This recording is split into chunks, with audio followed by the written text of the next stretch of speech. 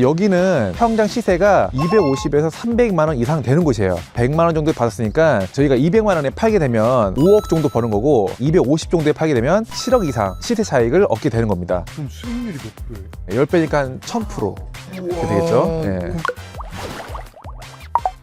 네, 안녕하세요. 행크TV 토지대장입니다. 이 땅은 정말 따끈따끈한 땅인데요. 저희가 이번에 한 2주, 3주 전에 낙찰받은 토지입니다. 평수는 520평 정도 되고요. 2종 일반 주거지역이에요. 아파트를 지을 수 있는 토지인데 감정가가 21억이 조금 넘었었어요. 근데 제가 얼마에 낙찰받았을까요? 적어도 15억에 낙찰 받으셨을 것 같은데. 요즘 경기가 정말 안 좋기 때문에 경매 물건이 많이 나오잖아요. 그래서 되게 아무런 하자도 없는 토지인데도 되게 저렴하게 낙찰받았습니다. 5억 2천 정도에 낙찰받았습니다. 5억 2천이요? 예, 그러니까 평당 100만 원에 낙찰받았거든요. 근데 보시다시피 여긴 다 주거지역이에요. 뭐 빌라 아파트들 이렇게 많이 있고 주변에 주문 관광단지가 있는 곳입니다. 그래서 여기는 평당 시세가 250에서 300만 원 이상 되는 곳이에요. 그러면 거의 3분의 1 가격에 사신 거네요? 그렇죠. 평당 100만 원 정도 받았으니까 저희가 200만 원에 팔게 되면 5억 정도 버는 거고, 만약에 250 정도에 팔게 되면 7억 이상 시세 차익을 얻게 되는 겁니다. 7억 이상이요? 네. 근데 피디님 또 놀랄 게 있어요. 네.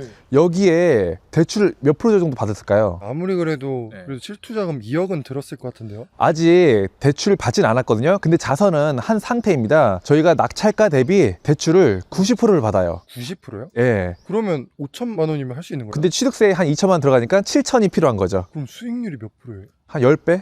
10배? 예, 10배니까 한 1000%.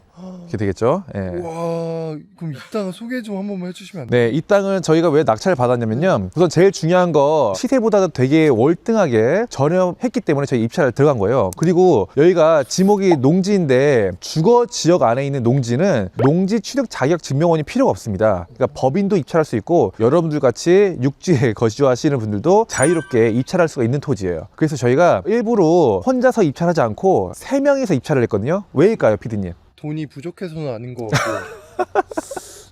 아, 그럼요. 네, 그럼 왜 모든 건 여러분들 명심하세요. 모든 건 세금이 문제거든요. 처음 낙찰받는 순간부터 세금이 얼마나 낼지 정해집니다. 3명이서 입찰한 거는 양도세를 분리과세하기 위해서예요. 참고로 1명일 때랑 2명일 때가 외제차 정도 차이가 나고요. 2명일 때랑 또 3명일 때 또 외제차 차이가 나요. 그렇게 해서 일부러 3명 명의로 입찰을 들어간 거예요. 그럼 3명 명의로 입찰을 하면 세금이 절세가 되는 거예요? 그쵸. 만약에 예를 들면 시세 차이 5억이다. 단독 명의로 하게 되면 5억에 대해서 세율이 정해지는 거잖아요. 네. 근데 만약 3명이면 1억 7천씩 분리과세 되기 때문에 세금이 많이 절약할 수가 있는 것입니다. 근데 그럼 네. 왜 3명이서 하셨어요? 5명, 7명이서 하면 더 좋은 거 아니에요? 2명에서 3명은 차이가 컸는데 3명에서 4명은 차이가 크진 않았어요. 그래서 저희가 딱 3명까지만 한 겁니다. 그리고 또 중요한 포인트가 하나 더 있어요. 아까 7천만 원이라는 돈을 묶이게 되잖아요. 네. 그쵸? 네. 근데 이 토지 같은 경우에는 임대를 못 주지 않습니까? 네. 토지는 보통 임대를 못 주거든요. 네. 근데 그 7천만 원이 6개월에서 한 7개월 정도 뒤에 얼마나 되돌아온 줄 아세요? 되돌아와요? 예, 되돌아옵니다. 왜요? 저번에 제 영상 봤던 분들은 다 이제 눈치채셨을 텐데 저희가 6개월에서 7개월 정도 뒤에 대환대출을 받을 예정이에요. 근데 사실 이것도 이번에 자서하면서 웬만큼 협의는 좀 많이 받았거든요. 얼마 정도 될 것 같아요? 7천만 원 회수하고 네. 풀피가 되긴 해요. 얼마 더 풀피가 될까요? 설마 맞추시면 제가 커피 쏠게요. 한 1억? 아유, 업. 2억? 업. 2억 업이라고요? 예. 3억? 예, 한 3억 정도 저희가 이제 추가 대출을 받을 예정이에요. 그러면 투자금 다 회수하고도 2억 3천 정도 더 풀피가 되는 거겠죠? 아니 7천만 원 투자했는데 2억 3천이 또 생기고 그렇죠. 거기에 7억 수익까지. 그렇죠. 그래서 그 2억 3천은 그 7억에 대한 미래 수익을 담보로 미리 우리가 끌고 오는 거죠. 그러면 2억 3천 갖고 저희가 뭐 적금 들까요? 예금 들까요? 아니요? 아니겠죠? 이런 토지 또 하겠죠. 네. 예, 다음에는 저희가 이제 뭐 할 예정이냐면 미리 여러분한테 언지를 해주자면 좀 좋은 토지 사서 지금처럼 좀 저렴하게 사서 건물을 한번 좀 올려보면 어떨까? 라는 생각도 좀 하고 있습니다. 그러면 이 땅은 어떻게 활용하실 예정이세요?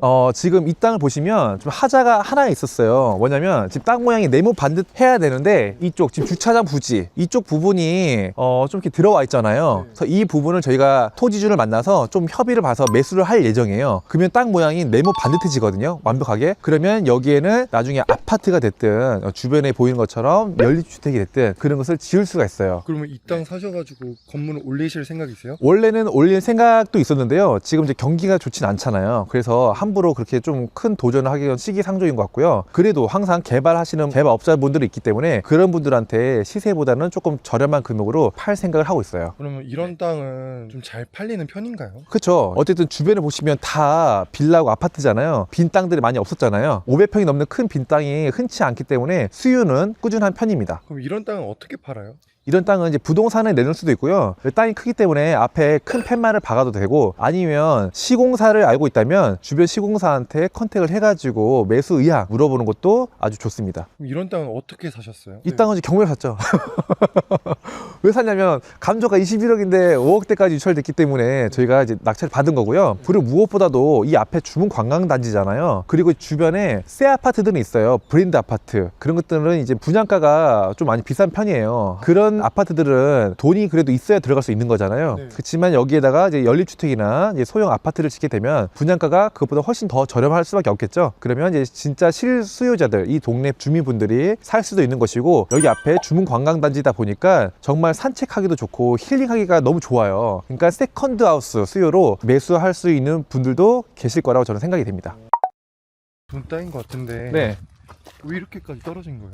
요즘에 경기가 너무 안 좋기 때문에 이런 일반적인 정상적인 물건들도 감정가 대비 20% 30%까지 유찰이 많이 되고 있어요. 그래서 지금 같은 시기에 싸게 잘 잡으면 나중에 어쨌든 경기는 사이클 타니까 큰 수익을 또 바라볼 수 있지 않을까, 그렇게 저는 생각을 하고 있습니다. 그럼 저도 이런 땅 사고 싶은데 혹시 가능하죠. 이런 땅 보는 방법 좀 알려줄 수 있어요? 제일 중요한 건 뭐냐면 공부를 먼저 해야 돼요. 그리고 임장도 시간 될 때마다 많이 돌아다니셔야 돼요. 그래서 저도 이 지역에 대해서 너무 잘 알고 있기 때문에 물건을 딱 봤을 때 시세가 얼마고 어떤 수요가 있고 이게 바로 파악이 됐거든요. 그 정도의 안목은 있으셔야 돼요. 그러면 토지에 대한 공부도 하고 네. 임장을 많이 다녀야 된다? 그럼요. 그래야 안목이 생기죠. 그러면 약간 제주도 사람이 아니고 뭐 서울도 있고 네. 뭐 경상도도 있고 강원도도 있는데 이런 분들은 어떻게 공부를 해요? 우선 내가 살고 있는 지역에 공부를 먼저 하는 게 첫 번째고요. 그 다음에 한계가 분명히 있으실 거예요. 그러면 그 다음 세컨드 도시를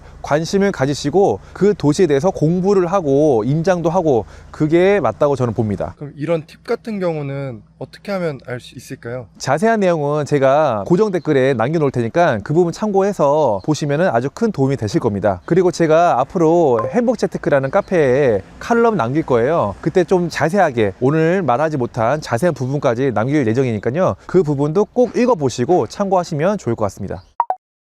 그리고 피디님, 이 토지 뭐 장점도 많지만 단점도 있어요. 아까 말씀드린 것처럼 땅 모양이 네모 반듯하지가 않다. 네. 그쵸? 그거 하나 있었고, 그 다음에 여기가 제가 앞에 보이는 쪽, 네. 여기가 남향이거든요. 네. 여기가 바닷가 있는 쪽이에요. 바다가 있는 쪽인데 지금 앞에 보면 건물이 있죠. 네. 예, 그래서 건물 지어도 뷰가 막힌다. 이런 단점이 있어요. 그치만 여기가 물론 뷰는 나오면 좋은 동네긴 하지만 뷰를 보고 사는 사람은 많이 없거든요. 네. 그런 부분은 크게 신경 쓰진 않아도 될 것 같습니다. 근데 만약에 저기 주차장 주인분이 네. 땅을 안 팔아주시면 어떻게 해요? 네, 안 팔아도 됩니다. 왜냐면 제가 입찰 전에 우리가 그 거래하는 건축사님이 있거든요. 그래서 가설계를 의뢰를 해놨어요. 여기에다가 빌라, 부동 이렇게 설계를 해놨고요. 아파트도 지을 수 있어요. 중요한 건 뭐냐면 아파트 지을 수 있죠. 그렇지만 이제 분양이 되느냐가 이제 문제이기 때문에 세대수를 줄이고 연립주택으로 짓느냐, 아니면 세대수를 더 많이 해서 아파트로 짓느냐, 그 차이가 있거든요. 분양에 대한 자신이 있으면 당연히 아파트로 하는 게 맞긴 하겠죠. 근데 요즘엔 경기가 안 좋으니까 아파트로 하기에는 조금 리스크가 있다, 이렇게 저는 생각이 들고 있습니다.